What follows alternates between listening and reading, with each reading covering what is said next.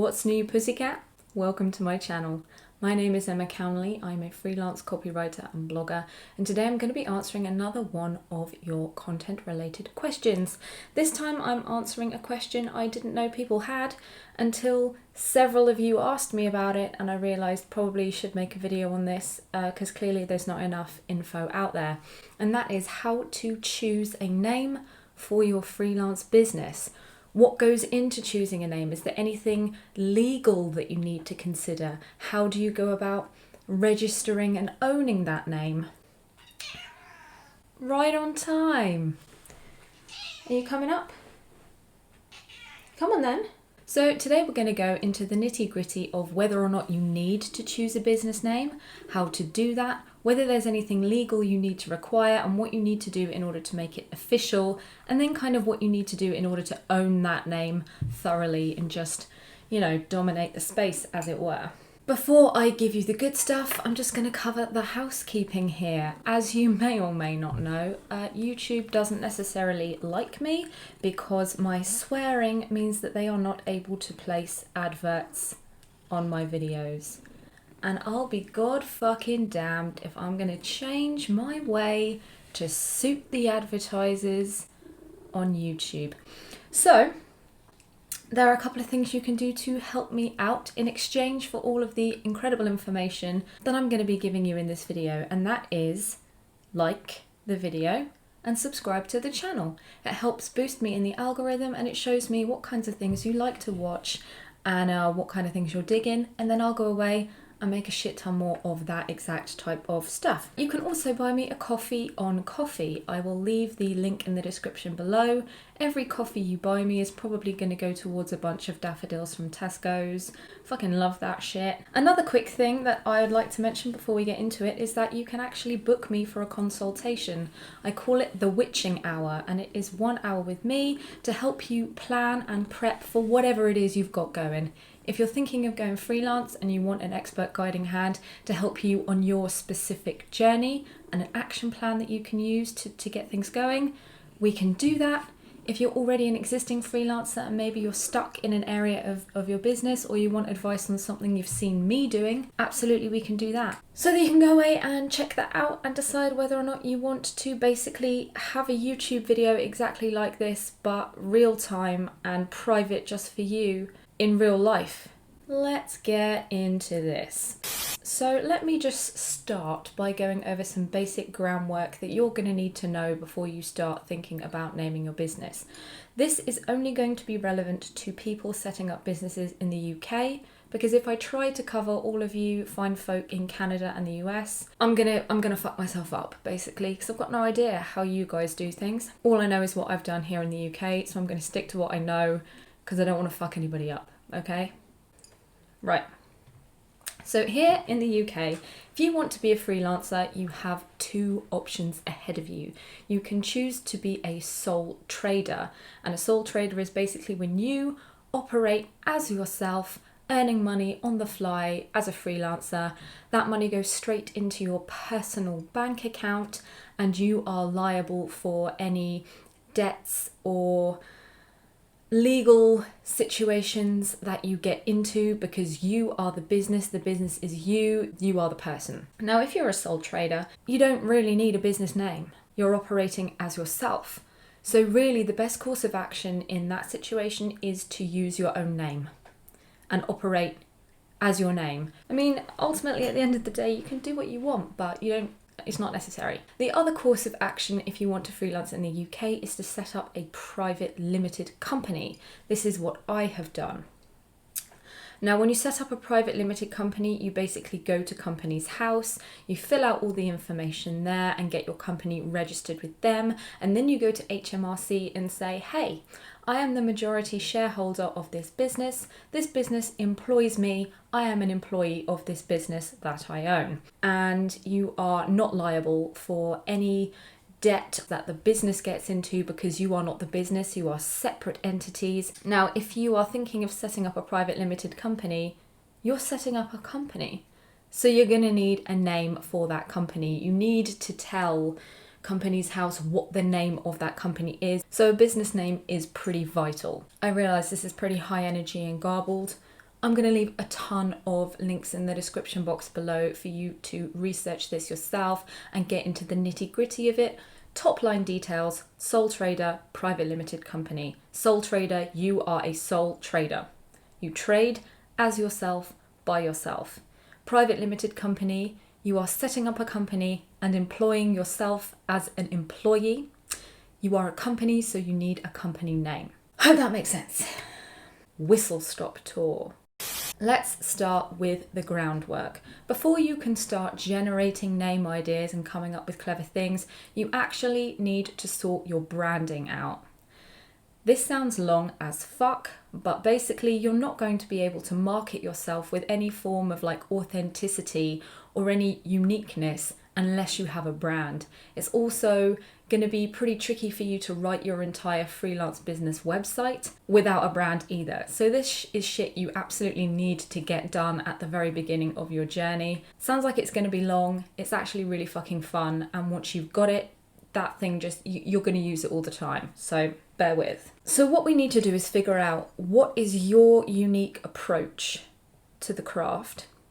What is the unique benefit that you're bringing to your client? And what does your personality sound like? Which sector are you targeting yourself at? Who's your dream client? And by using all of those things together, we can start to figure out the type of thing you want to elicit with your brand. People should see the brand name and maybe even the tagline and immediately understand, oh, this person does this for this type of customer. That's who they are. It should be immediately obvious, right? So I would start by listing out 5 personality traits that you want your brand to convey. You know, if your brand was a person, what would they be like? And by figuring that out, you can figure out how your website tone of voice is going to sound and how all your marketing is going to sound. You should also kind of maybe even write up a mission statement that's like, oh, I am a blah, blah, blah business. I do this for this type of client. And that's really going to help you build a picture of what your business is. Because until we know what it is and how and why it does what it does, it's going to be so difficult for us to pin down a business name. Now, if you're having trouble with this, I would recommend Sophie Cross's course, Nail Your Offering for Freelancers and Creatives. It's a free course. I'll link it below. And it basically takes you through how to figure out what your business is going to be doing. It takes you through all these basic exercises and really sets you up in a good position to understand, right, who am I? What am I doing? All right, now we've got that down, we can start to think about what type of names elicit the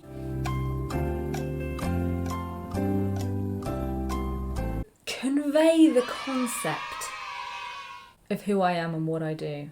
This is all going to sound so woolly and wishy-washy, but my friend, that's the nature of branding. Get used to it. I've had to. Okay, so now we know how your brand is supposed to sound, who you're catering to, and which corner of the market you want to occupy. We can take all of those things and start to get really creative when deciding our business name. Now, at this point, I would advise you throw absolutely everything down on paper, every idea. Start to kind of create little thought bubbles around various captions. Well, okay, my business serves the health sector. So what's loads of healthcare related terms that I can play with and see if I can make a clever pun or get a double usage out of one of these words and really own it? What are lots of writing related names I can come up with? How can I combine those with healthcare, for example? What are the other freelancers in my industry? What naming conventions have they used? How can I do the opposite to them or something similar to them? You know, it's all about kind of trying lots of different approaches and really taking your time with the process. Usually when I'm doing a naming job for a client, for example, I'll have a notebook, I'll create all of these different thought bundles and I'll be adding to it all the time because your brain kind of works on these creative problems in the background, low key, right? So you're going to be thinking of this shit in the shower or while you're cooking dinner or while you're out on a walk. So make sure you're always able to jot down ideas as you have them and start to build a really good short list of things that you'd be happy to brand yourself as. There are a ton of really cool creative exercises that you can try in order to free up your creativity and get your brain working in terms of naming. So I'll leave a couple of links for those below as well, so that you can do kind of your own little writer's workshop and figure out some cool ideas that you can start to whittle down. Now that you've got your short list of business names, we're going to get to the tricky bit, and that is screening and stress testing the names to make sure the one that you choose is optimal. Now, there are a number of things you're going to need to do at this stage. The first is search your business names in incognito mode on your browser and look at the kinds of things that come up. Are there already really heavy hitting brands using that name for themselves or for their products? Because if so, you're never going to be able to compete, and maybe you should reconsider. It's also worth noting that there might be some unfavourable things that come up in the search when you perform this particular stress test. Things that you may not want to be associated with that you hadn't considered. I'm looking at you, nonce.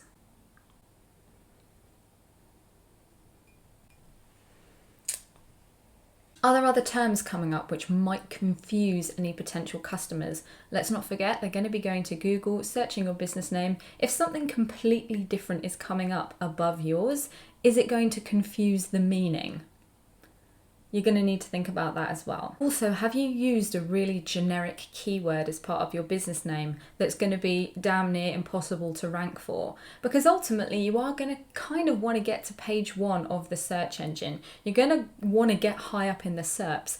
Anyone searching for somebody like you, it would be great if you were one of the first people to come up. So try to make sure that you're not competing against any really high competition keywords or any super heavyweight brands that are just going to knock you right out of the running and really kind of take over. Because let's not forget, you're trying to own this brand name. It should be immediately synonymous with you.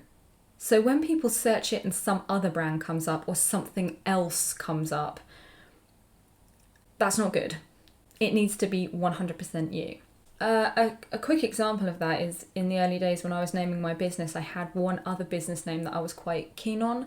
I did a little Google search and another writer came up straight away in the search. Now, I did a bit of digging and it turned out that that writer was a sole trader. So they did not own that business name, they hadn't registered it on Companies House, they didn't have any legal documentation to say that that name was theirs and theirs alone. So in theory, I could have blustered in, registered that name, taken it legally and started trading as that. But it doesn't make a lot of sense because someone else is already using it. They already own that space. They're already known as that on social media, and that's not what I'm all about. I'm trying to own my own thing, not steal someone else's. So that's just a small example. I gave up on that business name pretty quick and settled on Boom, but just a little example. So once you've done your little Google search, you can head to Companies House and just make sure that no other businesses are registered under that name or anything too similar to that name. And also just try and check that there are no registered trademarks against that name for any reason, just to make sure that you're 100% in the clear. And if your business name has passed all of those checks, go ahead and register that, my friend. Get in there because that is the name of your business. What a roller coaster ride. That is the in-depth creative process behind naming your freelance business. I hope you found this helpful. If you do have any questions, leave them in the comments section below and I'll answer them for you there. Or you can find me on Twitter and LinkedIn. Links in the description box for you. Come away and say hi, or book me for a consultation and say hi to me face to face. You know, whatever you like. It's all good. Now, I hope you found that helpful. If you did, you can find me back here, same time, same place in 2 weeks for more Kiss My A's. Until then, take care and peace out.